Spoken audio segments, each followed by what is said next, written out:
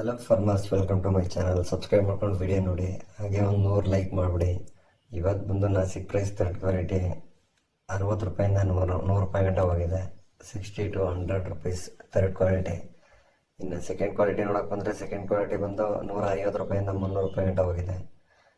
150 to 300 rupees ಗಂಟೆ ಹೋಗಿದೆ second quality.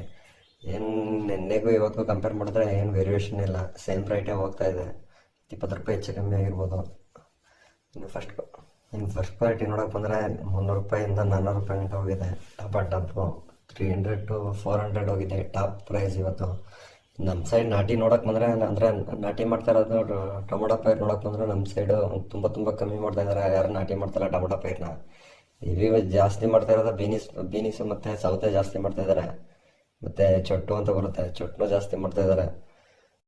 ಪ್ರತಿಯೊಬ್ಬರಿಗೂ ಟೊಮೊಟೊ ಬೆಳೆದು ಬೇಜಾರಾಗಿ ಎಲ್ಲ ಬೀನ್ಸು, ಸೌತೆ, ಚೊಟ್ಟು ಇನ್ನಿತರ ಚಿಕ್ಕ ಪುಟ್ಟ ತರಕಾರಿಗಳಿಗೆ ತಿರುಗ್ಬಿಟ್ಟಿದ್ದಾರೆ. ಇವಾಗ ಮತ್ತೆ ಟೊಮೊಟೊ ನೊಂದಿರೋರು ಮತ್ತೆ ಟೊಮೊಟೊ ನಮ್ಮ ಸೈಡ್ ಎಲ್ಲ ಒಂದು 5-6 ತಿಂಗಳಿಂದ ಬ್ಯಾಕ್ ಟು ಬ್ಯಾಕ್ ಹಾಕಿ ಫುಲ್ ಲಾಸ್ ಆಗಿದ್ದಾರೆ.